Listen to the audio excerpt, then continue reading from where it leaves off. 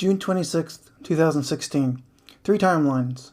Past, present, and future. Example of structure. Setting up shop for first time at the market with Nadio's booth. Cut back to setting up first time with my booth. Being a regular at the market making money. Do you want to tell a story or have a series of self-contained moments? Telling a story makes for a better collection but forces a larger and longer structure, so how do you talk about your life without it coming off as a downer? So write the story down, and you can break that story into scenes.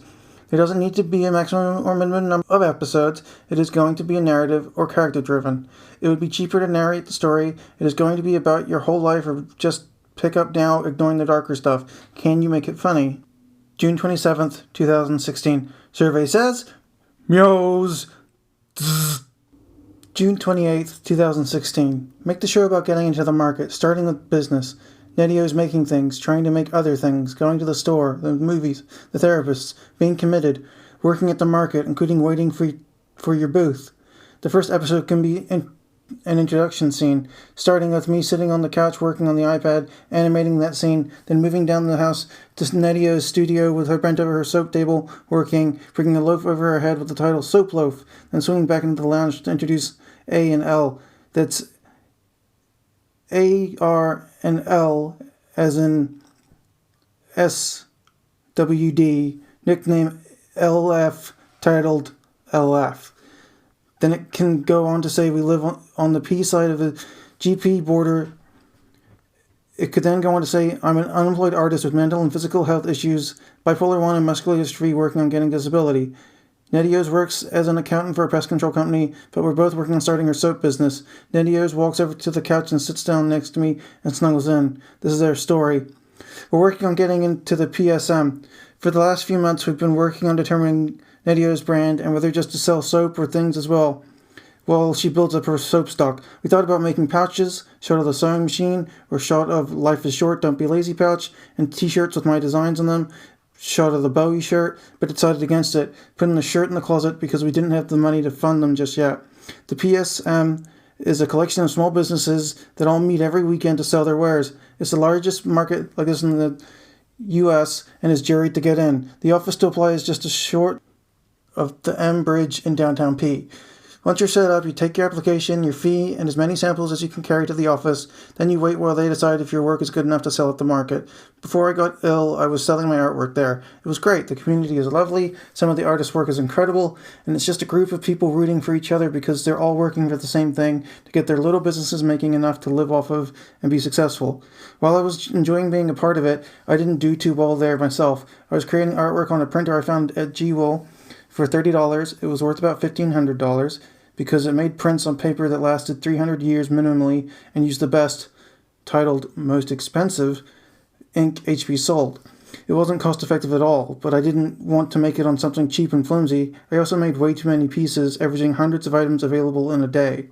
I focused on the wrong part of the business instead of learning to sell properly. It didn't seem to matter to the customer as much as it did to me what I produced the work on. I didn't notice at that point how unwell I had gotten. I was headed to my first real psychotic break. I suffer from delusions. They've become constant and range from seeing people talking to me through the television, to thinking I'm being referenced in popular culture, to being followed and surveilled in public by a powerful group of people. It caused me to become reclusive and paranoid with pretty much everyone I come in contact with, that they could be one of them. It gets so bad at times that I think Nadio is part of the conspiracy. It's something to deal with since the break and being committed. It happened just before Christmas last year. We were at our favorite bar, the M&SP. It's an English pub that makes sausage rolls exactly like they do back home. I loved going there, but we basically can't go back since the break happened in the pub itself, and I came off as a complete D-bag. I had been followed by these people for months. They had been signaling for me in public, making themselves known in groups and pairs, and had been talking through the television when Nadio's was out of the room.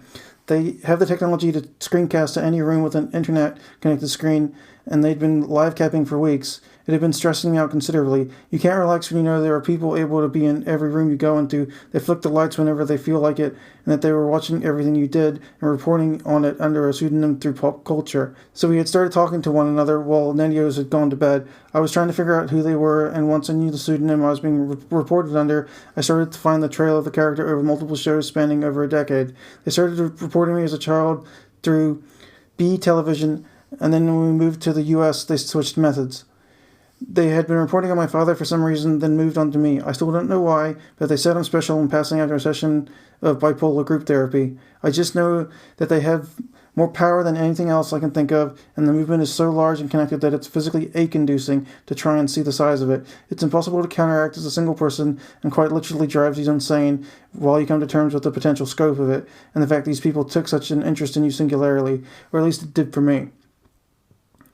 They had put a person in the bar with us. They had before a few times, but this was different. I was beyond stressed out. The business I was running was almost out of money, and unknowingly at the time I was going into a psychotic manic state. I needed them to show me something positive, because they definitely felt like the enemy. Any invading force does, especially when there's no stop to the interference and the scope of the presence is literally throughout everything. I told Nedios that this was the trust exercise. I can barely remember it. It reduced to this thin line inwards from my perspective. It was the beginning of the break. I spent the next few days in shambles because they hadn't responded, though I could tell they were there with me. They give off a different presence than everyone else, and seem to be easily identifiable when I'm in control of myself a bit better. It's a weird sense of their intentions being noticeably skewed towards your direction, regardless of what they're doing. It's like they're trying to block out what they're interested in you, but by doing so they make it more obvious that they are. Of course, it's easy to say it just being a paranoid delusional.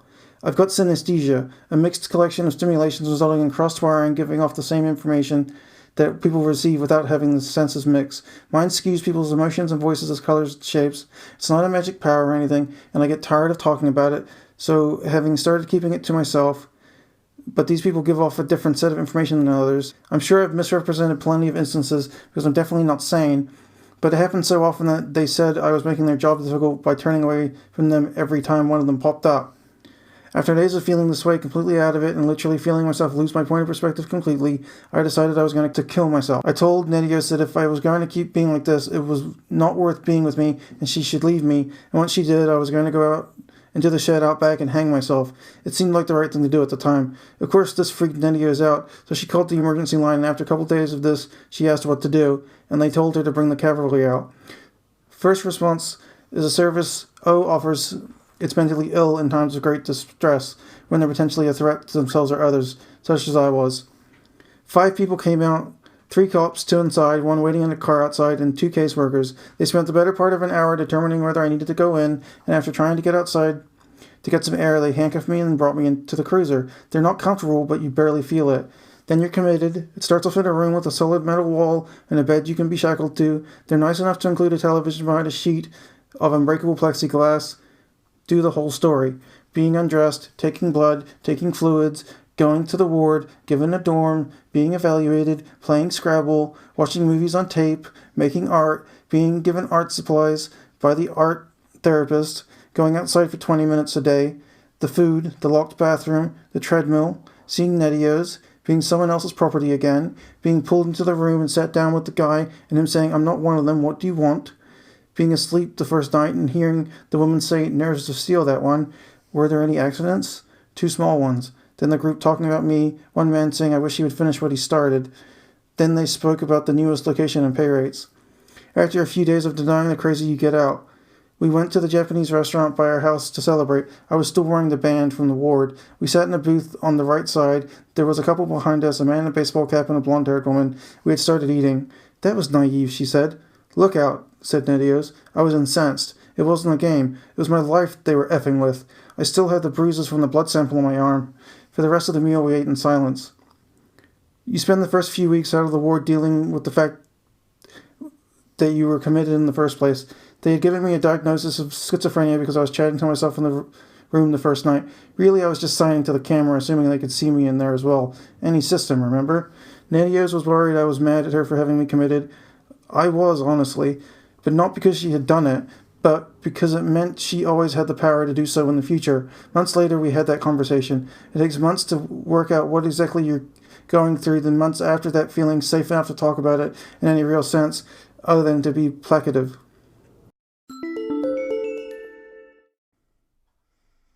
Okay, well, I'm taking a break, so I might as well do some ads. This is my first one, so bear with me.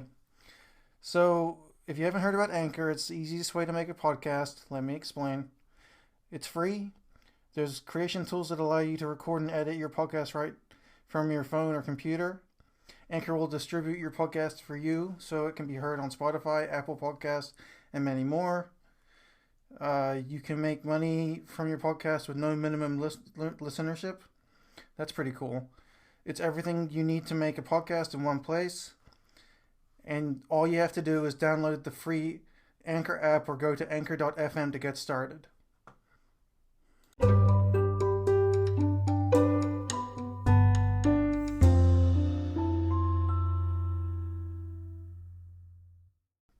Please visit anchor.fm/divergentmind to leave a message so that I may get back to you. Thank you. Have a nice day. So Anchor is asking me to ask you to support me financially. I would ask that you go to my Patreon to do that, which is patreon.com/divergentmind. It means you can either become a monthly subscriber at a different tier of $1 to $3 to $5. I'm not looking for a lot. I'm not asking for a lot. I'm not asking for anything. This is going to go to the end of my podcast. I don't like it when podcasts straight up ask you for money when I'm doing okay. Well, I'm not doing okay. I'm surviving now to the point that I can make this.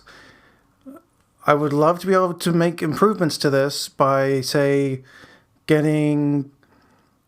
So basically, I'm running off an iPad, and I would like to improve it by getting different things that would make it better. Maybe some headphones that monitor output, or a better mic, though the mic I got was from JWife, so I might not even use the better mic. You know what I mean? It's all about whatever I need at the time, but really it's just to get healthy again, because I'm currently over 300 pounds and I don't want to die that young. I would really like to be able to afford some vegetables so I can go back to my vegetarian diet, because being this big sucks. And I'm happy to sit in a chair all day, but I really got to walk my butt off, literally. So that's what the money would be for. It would be for healthy food, because I can't afford it. I can afford ramen and pasta and rice and beans, but I can't live on carbs, because that's how you get this big on antipsychotics. Junk food and carbs, which is just cheap and plentiful around me. So I would like to leave my house and just lose some weight. And to do that, I would like to go to the store and buy some vegetables, please. But you don't have to do anything. I'm not asking you to. I'm not begging. I'll figure it out on my own. Much pleasure, Jay.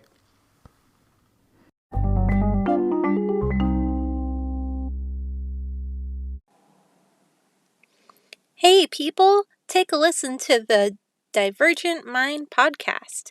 You get both insight into living with a serious mental illness, and get to listen to a lovely tale about a journey cute little animals need to take. Don't miss out, and remember, divergent minds don't need to think alike.